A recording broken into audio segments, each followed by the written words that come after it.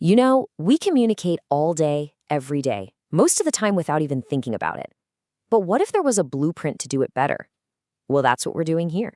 We're going to decode the art and science of communication to help make every single message you send and get crystal clear.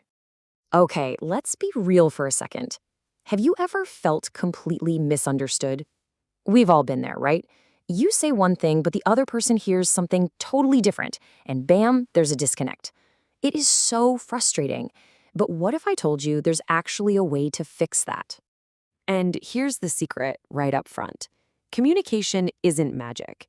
It's not some special talent you're either born with or you're not. Nope, it's actually a process, and it has a blueprint that anyone can learn. And that's exactly what we're going to do right now. Walk through it, step by step. All right, so let's get into it. We're going to start with the absolute fundamentals. I mean, every single time you communicate, whether it's a quick text or huge presentation, it's all built from the same 6 key ingredients. And here they are. You've got the sender, the message, the medium, the receiver, feedback, and this one's interesting, something called noise.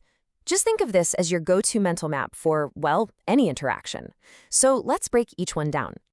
Okay, first up, the sender. Pretty straightforward, right? This is you or whoever is starting the conversation. You're the one with the idea. But here's the thing. A good sender doesn't just start talking. Their real job is to think about what they want to say before a single word comes out. Then you have the message. This is the what of it all. It's the actual information, the idea, the feeling you're trying to get across. And a really great message, it's always clear, it's to the point, and it's built just for the person who's about to receive it. So how does that message get from A to B? Well, that's the medium. It's the how. Are you talking to someone in person, firing off a text, sending a formal email? See, every channel has its pros and cons, and picking the right one is absolutely crucial. And then, of course, on the other side, you've got the receiver. This is your audience, the person you're talking to. But they don't just passively get the message. Their job is to interpret it. And that, my friends, is where communication can get, well, really interesting. Okay, so how do you know if they actually got what you were trying to say? That's where feedback comes in. It's the response. It could be a simple nod, a follow-up question, or a reply to your email. Whatever it is, it's what closes the communication loop. It's how you know if you were understood. And honestly, it's non-negotiable. But wait, even if you have all those pieces lined up perfectly, there's one more thing. One final element that can just mess everything up. It's like the ghost in the machine, and its name is noise. Now, when I say noise, I don't just mean a loud sound. In the world of communication, noise is anything that gets in the way of your message. It could be a shaky internet connection, a language barrier, or even just the fact that you're distracted and thinking about lunch. It's basically public enemy number 1 for clear communication. Okay, so we've got the how. We know the moving parts. Now let's switch gears and talk about the why. Because every single effective message has a purpose. You've got to ask yourself, what am I really trying to do here? When we talk about strategic communication, it really boils down to 7 key objectives. And here's the trick to making your message land with impact. You need to know which one of these you're aiming for before you open your mouth or type a single word.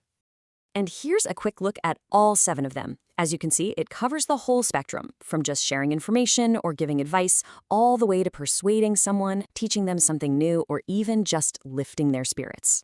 Let's dive into a couple of these to see how they work in the real world. All right, let's kick things off with a big one, persuasion. This is all about trying to influence how someone thinks, what they believe, or what they do. You're trying to get a specific result. And a marketing manager is the perfect example, right? Their entire job is to persuade customers.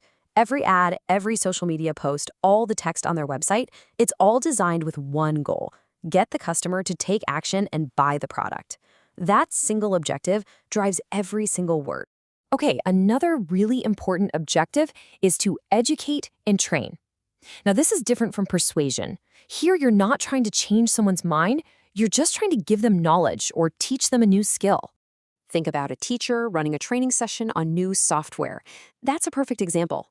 Their goal isn't to convince you the software is great. It's to teach you how to use it. And you know if their communication worked, if, at the end of it, you can actually use the software. See? A totally different goal. And for our last example, let's talk about an objective that's all about feelings and motivation, boosting morale. This is where communication is used to inspire people and just create a great positive atmosphere. Like when a manager takes a moment to praise an employee for their hard work. See, the message here isn't data or a list of tasks, it's encouragement. Those words become a tool to build up the team and make people feel good about their work. It just goes to show you how vital this kind of communication is for any successful team or company. So, there you have it. We've looked at the how and the why of communication. Now it's time to put it all together. And I want you to think of all this not as some boring theory, but as a real practical toolkit that you can start using, well, today. So let's do a quick recap. What are the big takeaways here? First, always remember those 6 core parts of any communication. And second, before you say anything, always know your purpose. Are you trying to inform, persuade, motivate? Just knowing the blueprint and having a clear purpose, that right there is your first giant leap toward mastering communication. Which brings us to one last question. You've got the blueprint now. You have the tools. You get the structure and the strategy behind it all. So what message will you choose to build today?